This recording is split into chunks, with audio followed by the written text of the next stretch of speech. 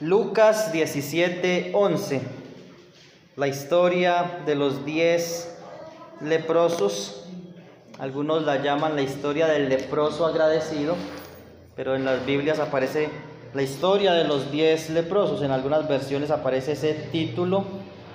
Dice el versículo 11: yendo Jesús a Jerusalén, pasaba entre Samaria y Galilea, y al entrar en una aldea le salieron al encuentro 10 hombres leprosos, los cuales se pararon de lejos y alzaron la voz diciendo: Jesús, Maestro, ten misericordia de nosotros.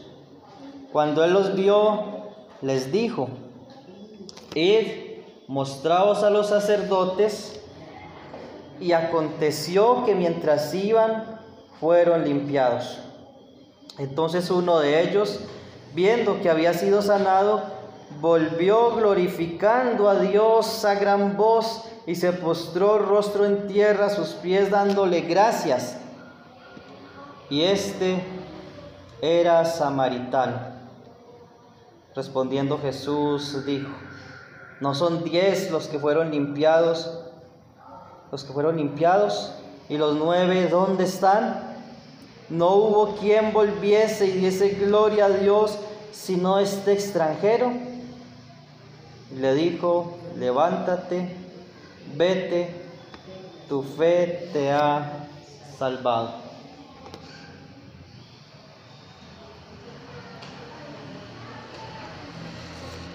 Vemos en esta corta historia un suceso que tal vez es fácil pasarlo por alto. Y me llama mucho la atención que solo aparece en el Evangelio de Lucas. Estos evangelios sinópticos recogen, hay 3 evangelios conocidos de esta manera, y recogen muy similarmente las historias, los milagros y las parábolas del Señor Jesucristo, su ministerio. Pero es interesante ver que Lucas es el único que habla acerca de este suceso. Pues hay otros milagros en las Escrituras donde otros leprosos son limpiados, pero la de los 10 leprosos que fueron limpiados solamente está registrada aquí en el Evangelio de Lucas. Dice que Jesús iba a Jerusalén y dice que en el camino entre Samaria y Galilea, Galilea era la región donde Jesús creció. Allí estaba Nazaret, Capernaum y todos estos pueblos donde el Señor se desenvolvió mucho en su ministerio. Y es interesante que él venía de Samaria o pasaba por esa región donde limitaba Samaria con Galilea. Y en una aldea que no dice el nombre, se encontró con 10 hombres leprosos, los cuales se pararon de lejos. Es interesante ver estos 10 hombres juntos. Un hombre, cuando tenía esta enfermedad penosa, ellos tenían que aislarse de la sociedad. No solamente guardar una cuarentena, sino permanecer aislados mientras esta enfermedad permaneciese en ellos. Y en la mayoría de los leprosos, esto era algo de por vida ya. O sea, era una enfermedad incurable que solamente, aunque vemos que hay leyes en el Antiguo Testamento, en Levítico, también en el libro de Números, Levítico 14, 1 al 32, está la ley cuando un leproso era limpiado, o cuáles eran esos pasos a seguir cuando alguien tenía lepra. Pero esto era cuando a alguien le estaba comenzando la lepra. Los que han leído estos versículos, es un texto largo allí en Levítico, también en Números habla acerca de esto. Hablaba de unas pequitas, como unas pequeñas manchas blancas que comenzaban a salir en la barba o en la cabeza de una persona, y si veían estas manchas sospechosas tenían que ir al sacerdote el sacerdote las examinaba. Es interesante, leía yo hace unos días o hace un tiempo que los sacerdotes tenían cierto conocimiento también en medicina, cosas muy básicas, por ejemplo, que les servían para reconocer cuando algo era lepra y cuando algo era simplemente un hongo o una alergia o algo diferente. Entonces, si era efectivo, si el examen salía positivo, esta persona tenía que aislarse, guardar cierta cuarentena, dice que 7 días tenía que quedarse encerrado y luego volver y hacer, por decirlo así, realizarse otro examen, y si era confirmado que era lepra, tenía que aislarse de la sociedad, aislarse de la familia, aislarse de los amigos, no podía tocar a nadie. Era alguien que nunca más iba a poder abrazar a su esposa, a sus hijos, nunca más iba a poder darle la mano a alguien o saludar de beso en la mejilla como era la costumbre también entre muchos judíos. Nunca más podría hacer esto. Entonces imagínense la soledad, el aislamiento, y vuelvo y repito, en la mayoría, por no decir que en todos, porque algunos fueron limpiados milagrosamente, terminaban su vida solos, aislados. Y me llama mucho la atención ver 10 leprosos juntos, porque con las personas que ellos sí se podían juntar, era con leprosos, ¿cierto? Porque pues, imagínense un leproso contagiando a otro, eso sería algo muy raro. Entonces 10 hombres estaban juntos, buscaron compañía entre ellos, era algo así como una pequeña aldea de leprosos. No sabemos si había alguna mujer entre estos 10. El caso es que era un grupo grande de leprosos, porque no era una enfermedad tan común, era una enfermedad que no era tan popular, aunque está muy narrada en las escrituras. Tenemos que tener en cuenta que la población también era muy densa allí en Palestina en aquel entonces.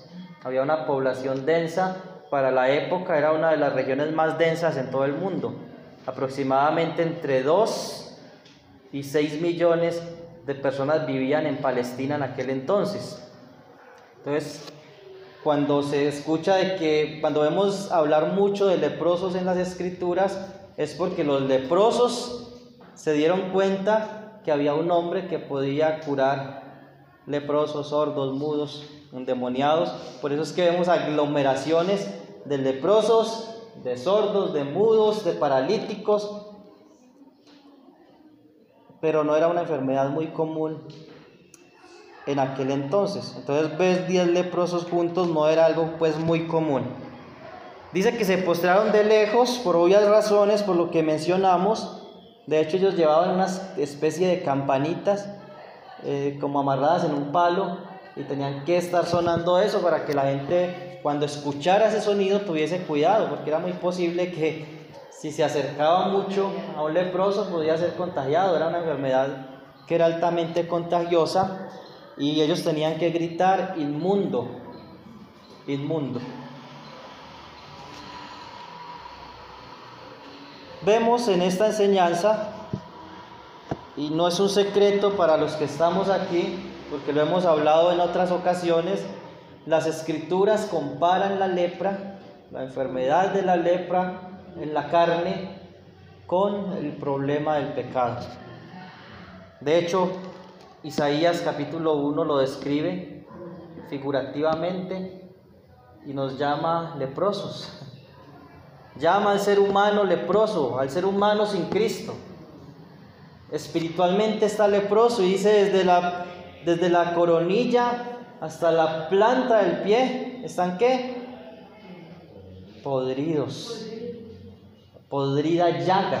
Imagínense una persona que todo su cuerpo sea una llaga gigante.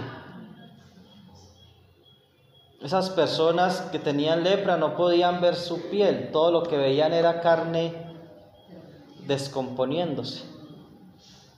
Hermanos, nuestra condición sin Cristo era así.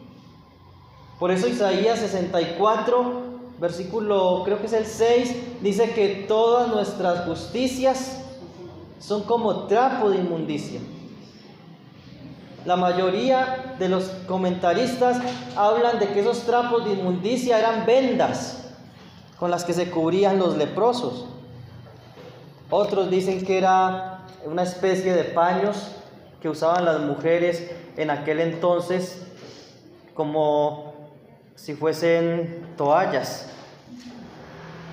Pero otros dicen que eran ambas cosas. Todo este tipo de, digámoslo así, de trapos, de telas en una condición sucia, eso era un trapo de inmundicia. Nadie se atrevía a recoger una venda que alguien tiraba a la basura. Nadie se atrevía a tocar estas cosas. Y la palabra del Señor dice que nuestras obras son como esos trapos, no sirven para nada, son despreciables, producen asco, producen náuseas. Eso era todo nuestro esfuerzo, todo lo que nosotros hacíamos para tratar de agradar a Dios, causaba lo que causa en nosotros cuando vamos por la calle y vemos ese tipo de cosas en la basura.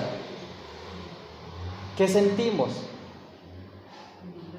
Ninguno se atreve con la mano a coger eso y quitarlo del camino siquiera, ni siquiera con el pie. Esa era nuestra condición, leprosos, apartados de Dios. Dice Isaías 59:2 que había una división entre nosotros y nuestro Dios. Por causa de nuestro pecado, Él apartó de nosotros su rostro para no oír. Hay división. Apartados, alejados de la ciudadanía de Israel, ajenos de los pactos y de la promesa, sin esperanza y sin Dios en el mundo. Esa era nuestra condición. Hijos de ira, lo mismo que los demás. Hijos de ira, hijos de condenación.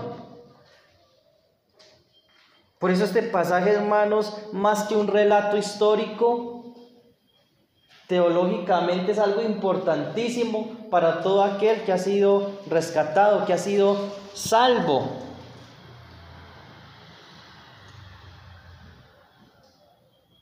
Alzaron la voz diciendo, versículo 13, Jesús, Maestro, ten misericordia de nosotros.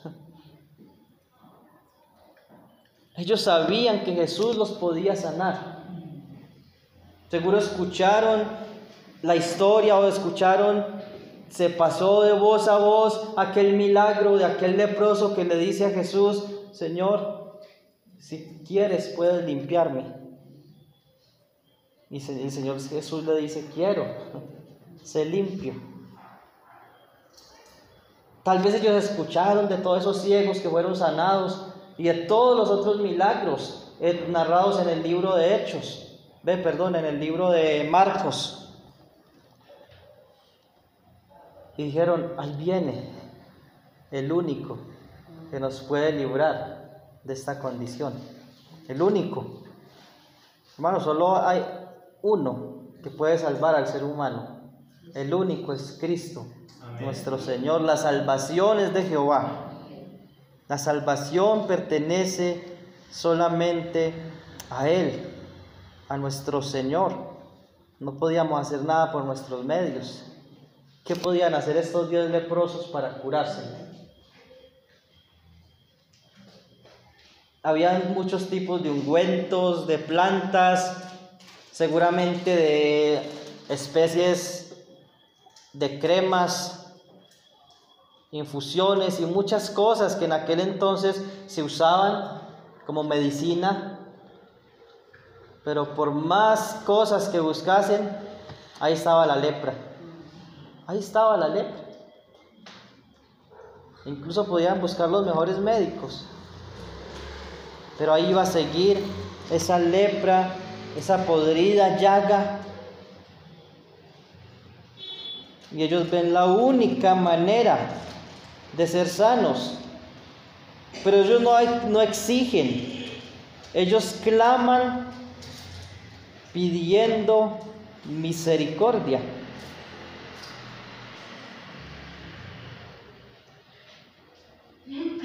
El Señor los manda a mostrarse a los sacerdotes. Es muy interesante porque esto es una prueba de fe. Una prueba de fe porque no era posible que un leproso con una lepra ya avanzada pudiese ir al sacerdote. Recuerden que en Levítico 14, cuando se narra de esto de la limpieza de los leprosos, la idea no era tanto ser sanados por el sacerdote, sino ir a identificar si lo que tenían era lepra o no. Es una prueba de fe. Pero ¿qué dice el texto? Que todos fueron. Entonces uno de ellos, el 14, cuando él los vio, les dijo: id, mostraos a los sacerdotes. Y aconteció que mientras iban, fueron limpiados. ¿Cómo sería eso?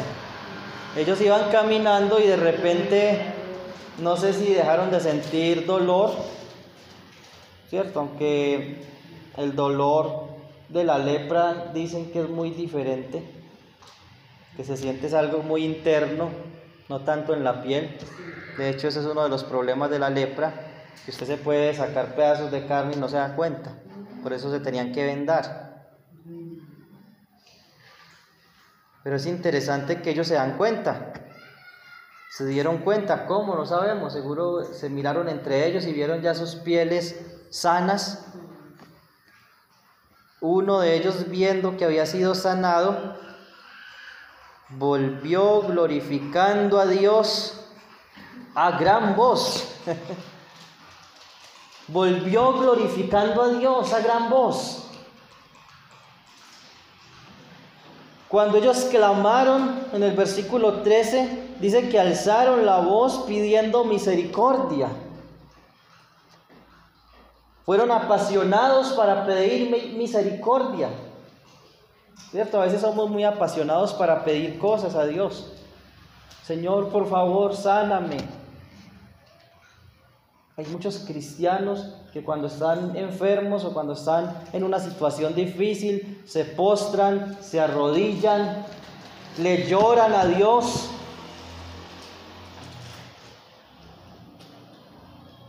Pero al momento de dar gracias, escasamente le decimos: Señor, gracias por todas tus bendiciones, amén. O cantamos: te damos gracias, Señor. Pero hay realmente pasión en nosotros, gozo, alegría al darle gracias a Dios. Este hombre dice que se postró en tierra dándole gracias, glorificando a Dios a gran voz. Y era samaritano. Es una persona despreciada, que además de ser leproso era samaritano, para completar. Imagínese un judío religioso, legalista, se encuentra con un leproso, le corre. Pero un leproso y samaritano, eso era lo peor, lo más despreciado de la sociedad. Había mucho racismo en aquel entonces. Ese no era como lo que hoy día llaman racismo, ese sí era racismo. Era samaritano. Un pueblo que se suponía que estaba lejos de Dios. De hecho, no eran contados como israelitas, como judíos. No eran contados como judíos. Una mezcla ahí rara entre sirios y judíos. Pero dice que este fue el que dio gracias. Jesús pregunta: ¿no son 10? ¿Dónde están los 9? No hubo quien volviese y diese gloria a Dios, sino este extranjero?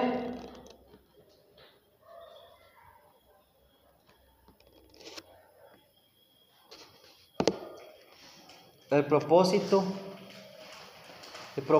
de la existencia del hombre, según la Confesión de Westminster, es glorificar a Dios y gozar de Él para siempre. Glorificar a Dios y gozar de Él para siempre. ¿Cómo así? Hace unos años atrás, creo que 10 años atrás o más, muchos cristianos bíblicos, autores cristianos, se asustaron con un libro que escribió John Piper llamado Hedonismo cristiano. ¿Qué significa la palabra hedonismo? Se trata de vivir para el placer. Y de vivir y hacer todo en esta vida, ¿solo por qué? Solo para sentir placer. Lo que hizo la gente en estas Navidades, trabajar duro todo el año para tener mucho placer durante un fin de año. Pero cuando alguien habla de hedonismo cristiano, entonces mucha gente se asustó, ¿cómo así? Pero después de que leyeron el libro entendieron a qué se refería este hermano. El libro consiste en que vivir para la gloria de Dios es lo que causa el mayor placer en el cristiano. ¿Cómo es posible que un cristiano pueda vivir amargado? Dice este hermano. ¿Cómo es posible que un cristiano pueda vivir amargado, triste o deprimido, si vivir para Dios, si vivir para la gloria de Dios es lo que causa el mayor placer en el ser humano? El mayor gozo, la mayor paz.